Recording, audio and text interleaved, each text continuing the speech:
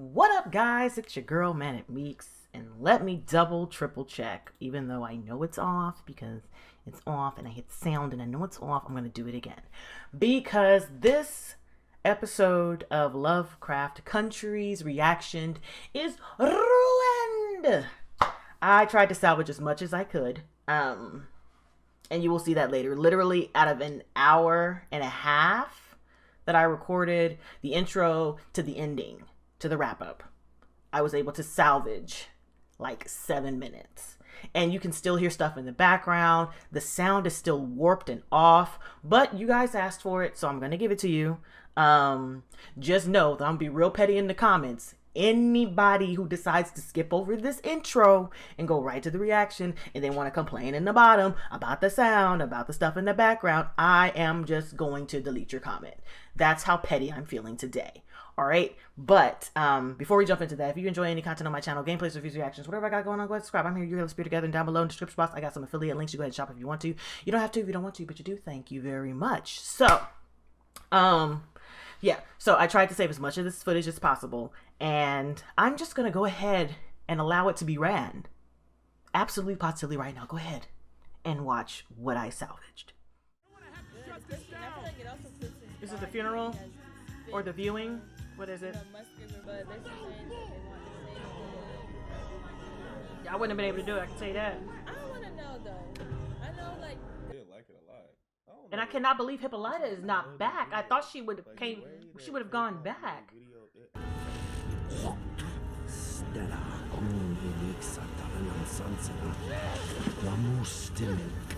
Oh hell the fuck no, bitch! Bitch! Get the fuck out of fucking Dodge!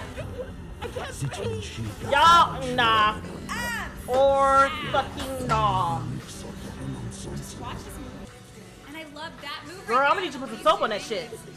More than water.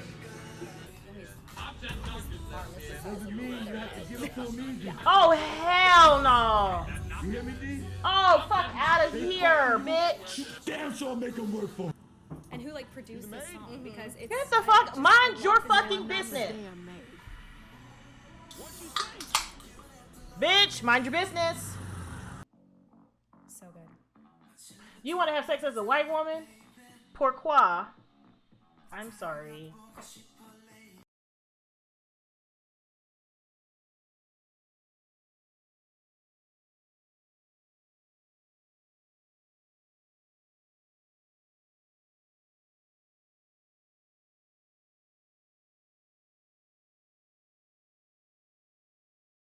Ballroomy.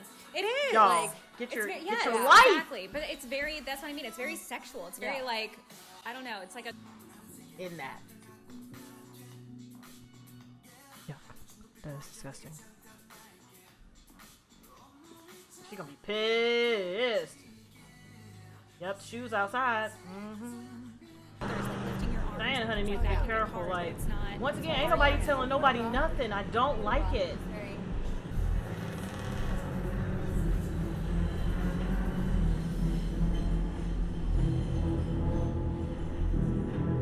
That move with the shoulders.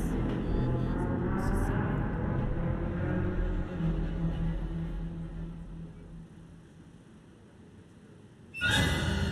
Oh, hell no. My black ass is not sleeping tonight. I didn't know what to tell you, okay, or anybody. You tell me the fucking truth. I didn't know. Let it. I didn't know what she was or what happened to me that night. I didn't believe what she said, let it. Well, a part of you believed it. That's why you kept it from us. I thought I was protecting everyone. Well, you done fucked up. Because everybody but you done died since you've been back.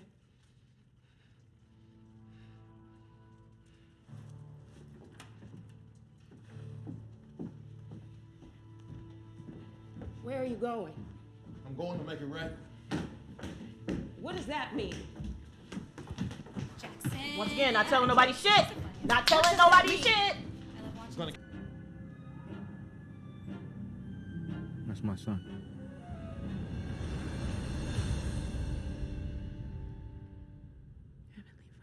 Heavenly Father. I think we had. And she's not a praying woman. And they got her ass in church praying to everything. Child, fuck this bitch. They right there! Fuck the things! Beat their asses! They right there behind you, bitch. I don't have time for this. Ma'am, get your ass out of that damn alley. I knew it! You're behind you, bitch! Ma'am, get your ass out of the... They are so creepy, and they over here jugging. It's time to give what belongs to me. Yo, bring your ass in that house. She don't even care about that motherfucker. I told you, beat her. Is she over here crunking and shit? Beat her ass. Beat the ass. She over here getting it. That's creepy. Who these little creepy ass girls? What's that face for? This dude over here holding secrets again. I'm telling you, I can't trust not nan person in this show. Where's Gia? Well, shit, it can't hurt. Like I said, as I mentioned, if everything is It's like over, pitch them throw amen on it. 2020 And don't nobody care what D is. Oh, quarantine. she wants to feel emotions or something? Jeez. So she wants to experience what he went through? Hence the chicken wire and being thrown in? And they did that to a child, and they got away with it, like always. Where is Gia? I'm sorry, did she really just go home? Like, can you please talk to your motherfucking sister? Let's go to Christina Braithwaite. understandable. She's like, this bitch. I'm just sick of forgiving every space that I enter because it's not for me. Together, okay. I want to Say create it. my own space. I can do that with magic. Christina's gonna teach me. I was with you until you said Christina gonna... Ain't nobody worried about D. Her little ass is out here just tripping by herself. I told you, beat their asses! I want to make a... Let's go. Now we know who you are. So much for always being They know exactly who you are now. motivation for me. That little dude is clear, but you need to beat his ass too. She out here dealing with this by herself. Sorry, And somebody need to be helping this little girl beat ass. Like, I'm so frustrated because there are too many different stories. I'll beat your ass on purpose. I don't have time for it. She over here jamming too. That's the worst part. Like, it's the visual that's scary, but she over here jigging. And you about to test that invulnerability spell? Don't do that. They bouncing off her ass. Are you shitting me right now? Are you shitting me right now? Like, this, I'm so frustrated. What you finna do to them? I guess. Get your fucking hands up!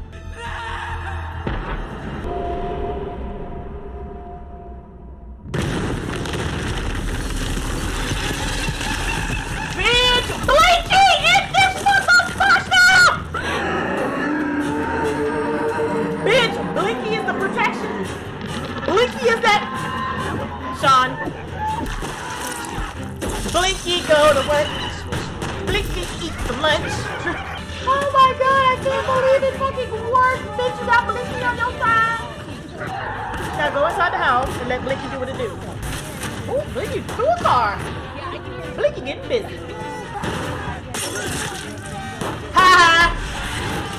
Don't be racist. Don't be racist.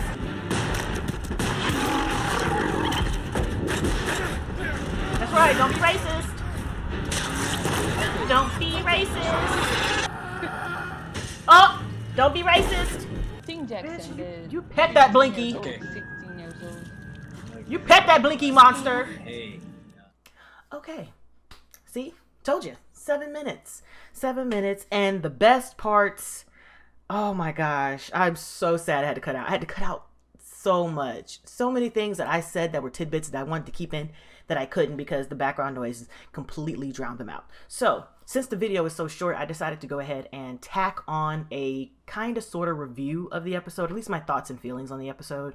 What I liked about it, what I didn't like about it, such and such. So, let's just start with what happened in the episode. In the episode, it was supposedly a D-centered episode. And yes, I said supposedly. A D-centered episode where she is coming to grips with the death of her friend Bobo. Full name, Emmett Till. And it opens up with everyone outside. Bananarama is playing. Cruel Summer. At first I was like, really? A Cruel Summer? And then I thought about it like, oh, yeah, this is actually a perfect song to play. Legitimately a perfect song to play.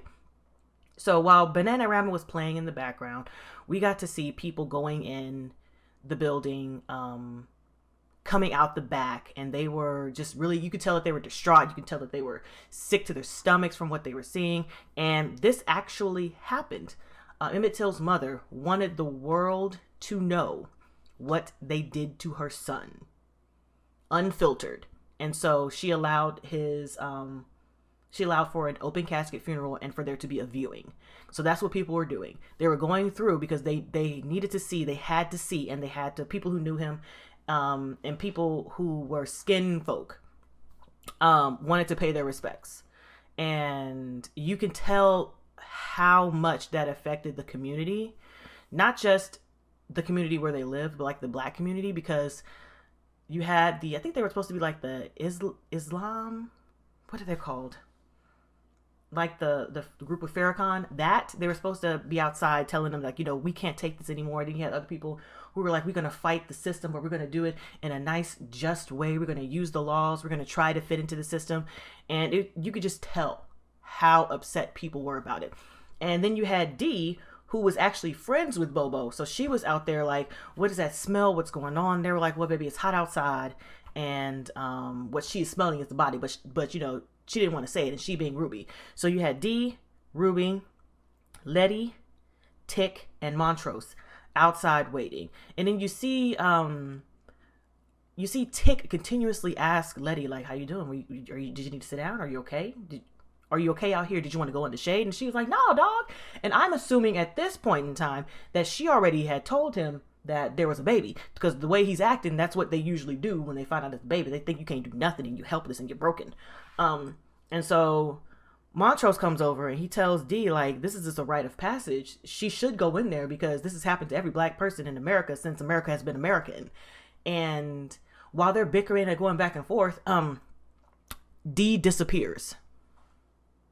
Dee walks off, and you got 4 grown-ass adults who are supposed to be watching this one little child, and they can't even manage to do that. Like, y'all. But then again, it's also a commentary on, like, how black families operate, where the kids are supposed to be invisible. You're supposed to not to say shit, not to do shit until you're spoken to, which is kind of strange. As much as I'd be like, I can't wait to do that when I get older. It's kind of strange, but that's the way it is. You are to be seen and not heard, and you are not to be seen if they don't want you to be seen. So, I assumed that everybody was so worried about Dee that they were going to go out and immediately find her. No. Ruby went back to the house. Letty and Tick went back to their house. Montrose was kind of looking, but I don't know what happened to him. He ended up like sitting. I don't know. He was looking for her.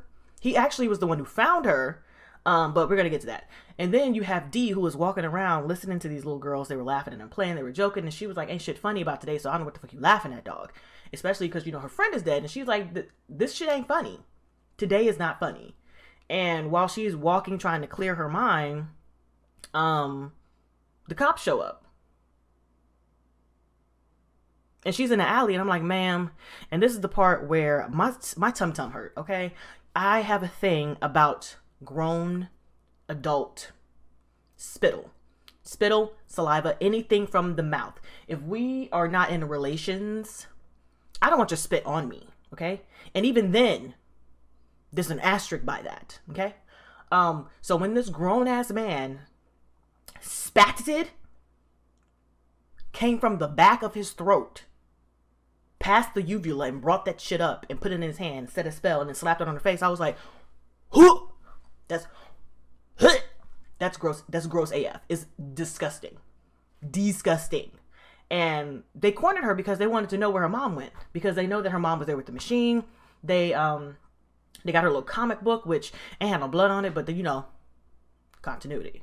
I ain't had no blood on it. And they were like, where's your mom? Do you know where your mom is? And the story that they told Dee is that her mom is still on the guy trip.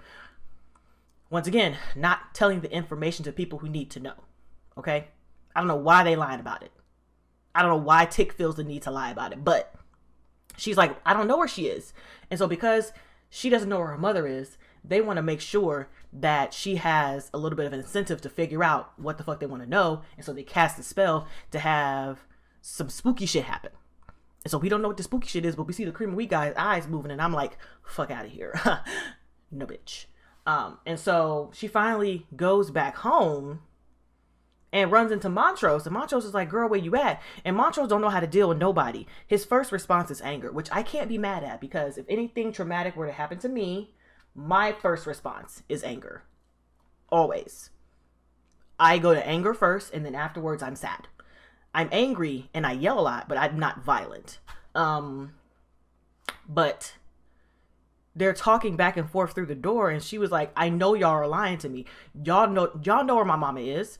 You're lying to me about what's happening. And she's pissed off about it. And so while she's sitting there in her room trying to figure out what to do, she's getting her hat on, she's changing her shoes so she can be easy, she can run around easier. And then you hear this song come on, and I'm like, fuck this song. I'm not even gonna sing the song, because at this point it has been 2 full days since that episode, and I still can't sleep with the lights off, not playing. Every time I go to sleep, I close my eyes, I think about that damn song, and I think about the visuals along with the songs, and I'm like, no. So you hear the song, and then it focuses in on the Uncle Tom's cabin, and you see the book shake, fall on the ground. Well, no, take that back. You see her look at it, look away, she looks back at it, the cover completely changed to something like, what? It's like one of those little black dolls, but a scary form of it. That's what it is. And you see the book shake, shake, shake, shake, shake, and it hits the ground. And eventually she shakes awake from it, and then she walks out the door. And then Montrose eventually comes in, picks up the book. The book is fine. So we see that what this guy is doing, or what the cops are doing, is kind of strange. They put some kind of spell on her for her to see something, but we don't know what just yet. And so I'm still going to be following D. I want to do D for the first part. So D is just still walking around, trying to figure out situationals, trying to get her mind right. And she wants to take the train. She goes to the train, and she actually sees now what the cops did. And they brought up, it's like, how do I describe what they are? I think their names in the credits, it's Topsy and Bopsy. Now, I was completely freaked out, and I'm slightly less freaked out a little bit knowing that KK is one of the dancers. I think her character is Topsy, and the darker one is Bopsy.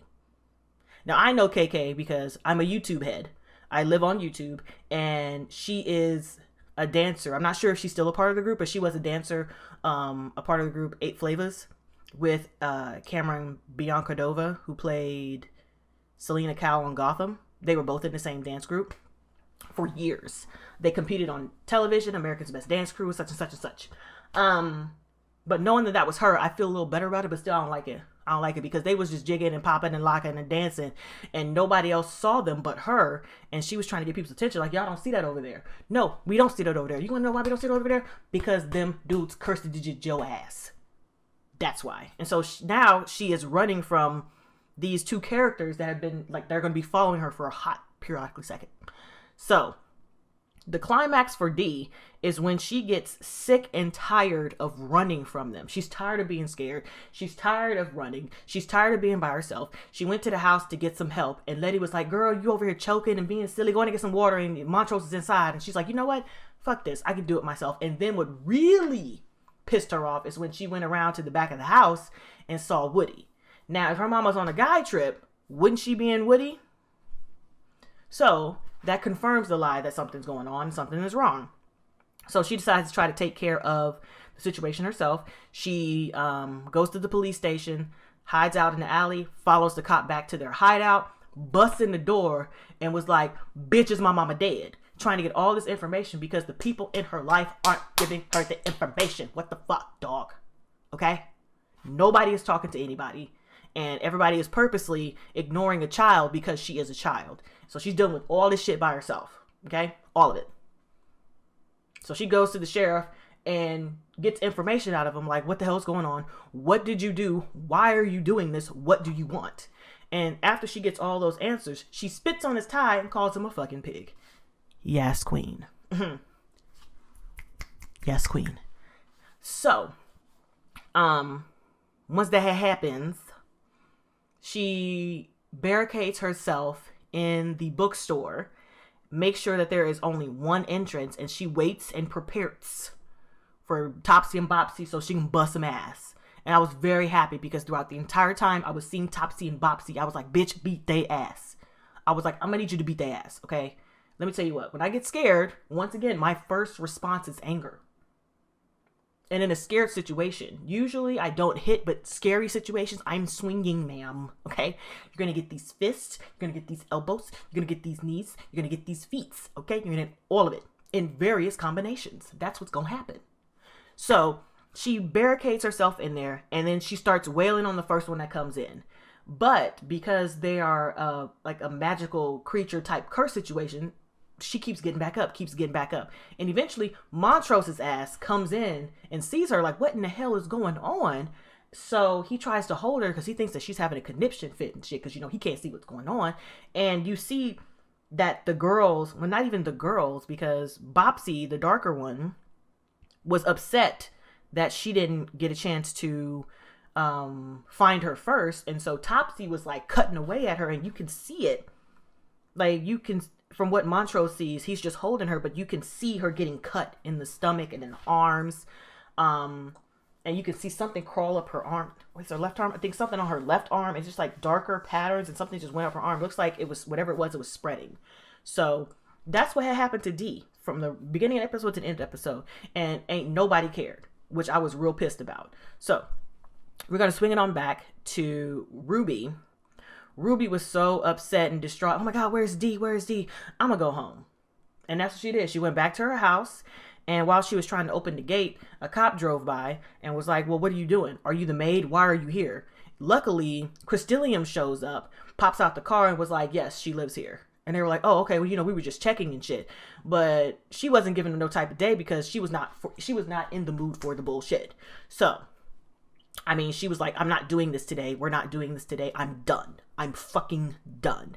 And she gets in there, and Crystallium takes care of her, puts her in her bath, washes her body, massages her shoulders, tries to get sensual. And she's like, no, pause for a second. Let me go take this white girl juice. So she took the white juice and she turned into a racist shovel bitch.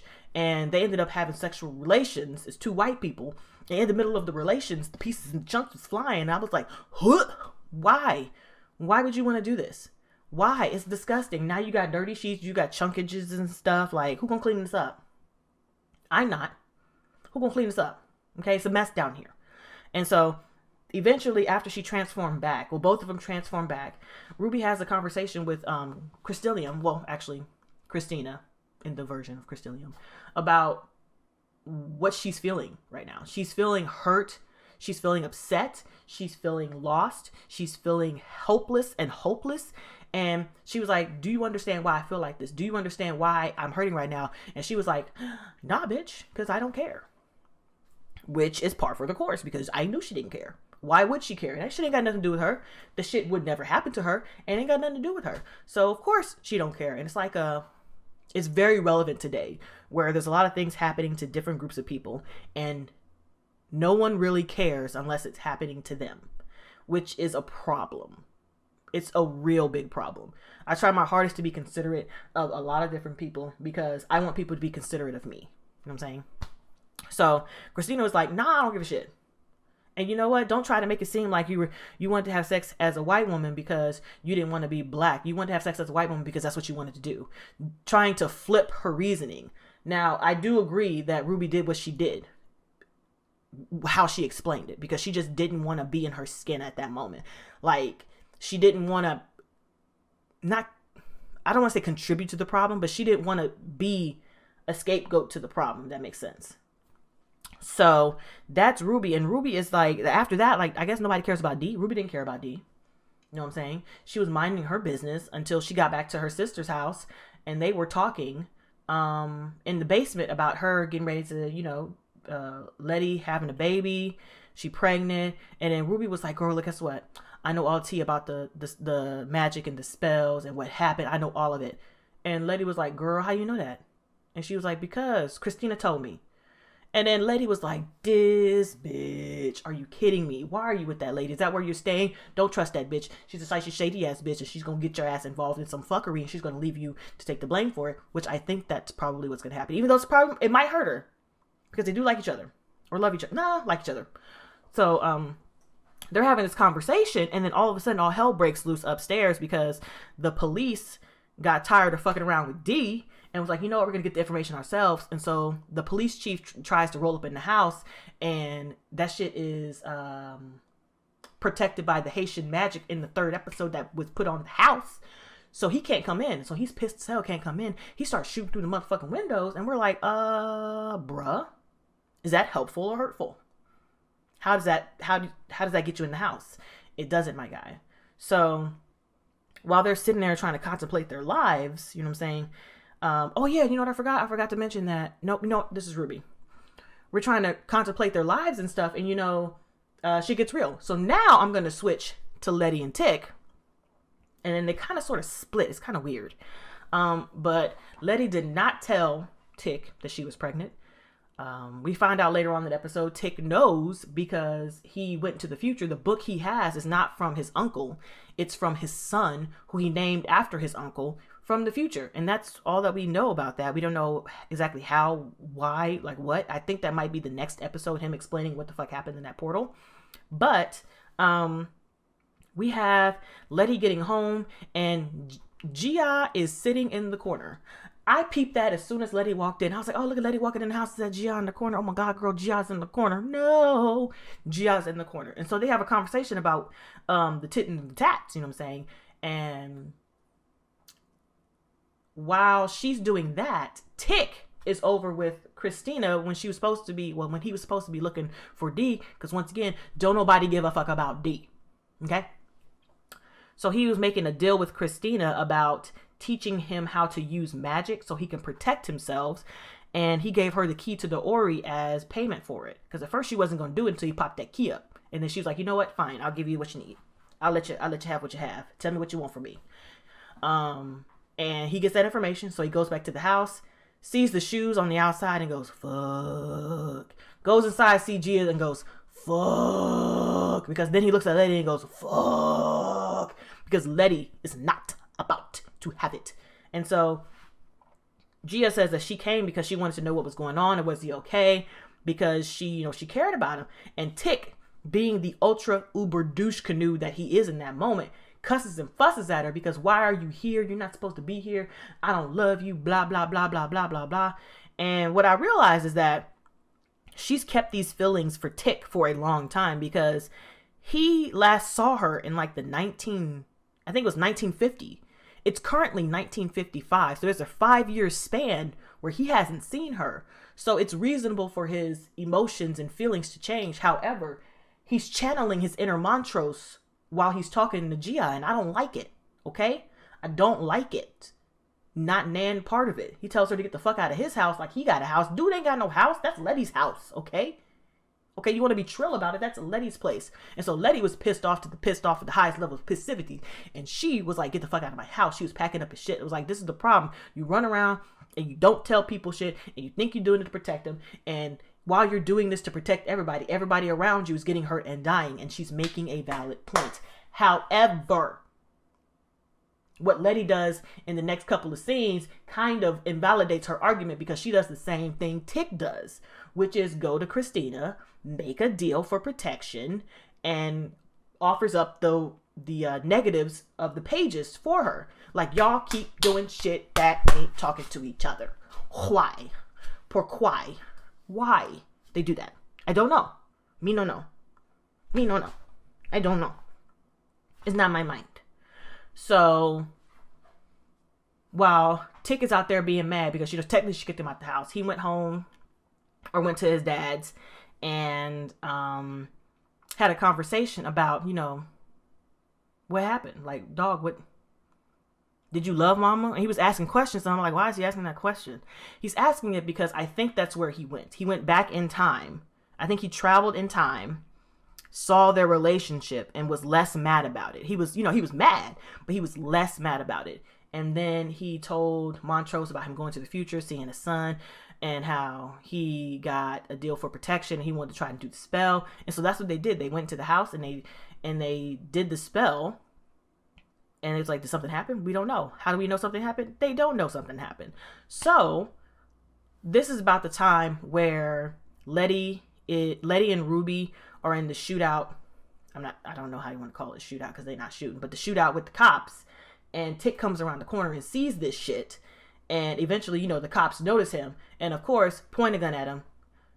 Fires a shot of what they always do first. Because, you know, black people are really dangerous all the time, every day. And so fires a shot. And then Letty comes running out the house. They hollering, they scream, and people are like, no!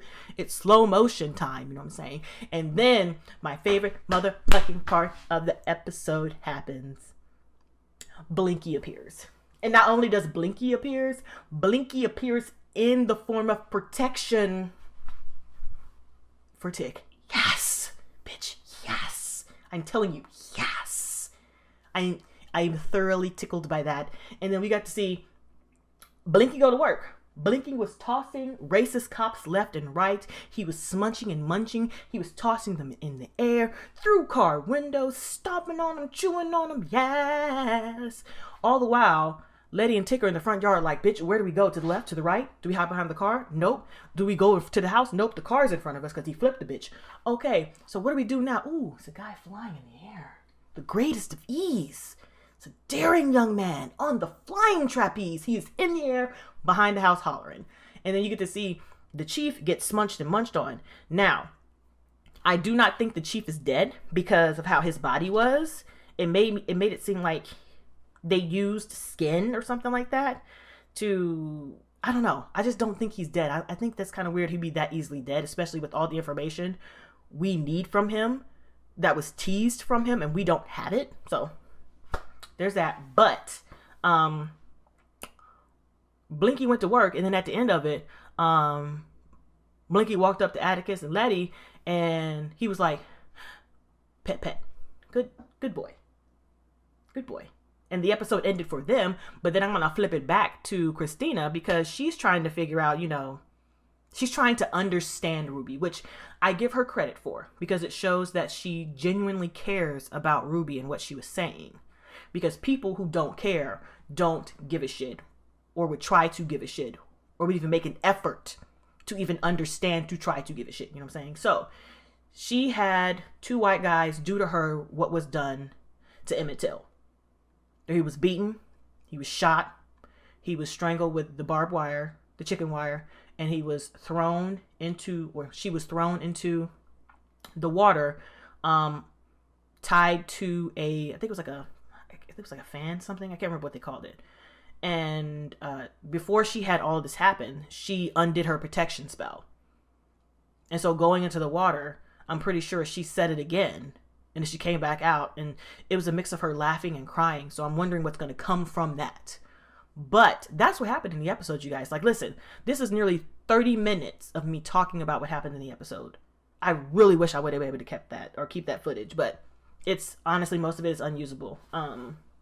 But on that note, I did want to provide you guys with something. So you saw the reaction. This is my wrap up and review of that. I just get so frustrated. Like, this episode, to me, it was a good episode. It could have been better if it were longer. Because the way, it was so many plot points that they were trying to hit, because, you know, they got 2 episodes left, that it just seemed like a lot in a little bit of time. But it did provide us with some more information, because, you know, I feel about information.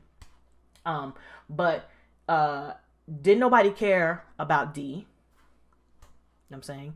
Nobody is communicating with each other. You still have your pockets of, like, groups with pockets of information that they're not sharing, they're not putting on the table. The only way this is going to be effectively solved if they are all truthful from the rooter to the tutor. I'm telling you, they need to have a round table. If they're able to fix D in the next episode, that'll be great.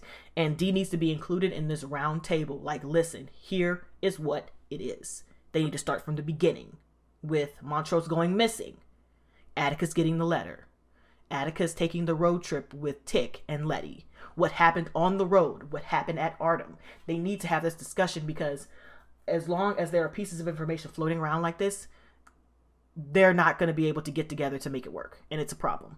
So, on that note, guys, I'm done yapping. And I think there's a spider in the corner. I've been seeing that thing. I want you to die somewhere. I hate spiders. But that is it. That is the wrap up. That's the review. That's how I feel. I feel like they need to share information and get their shit together because you got 2 episodes left and we don't know if there's going to be a second season. So get it together, y'all. And on that note, thanks for hanging with me, and hopefully I will catch you in the next one. Bye, guys. I'm so sad that my thing is dead.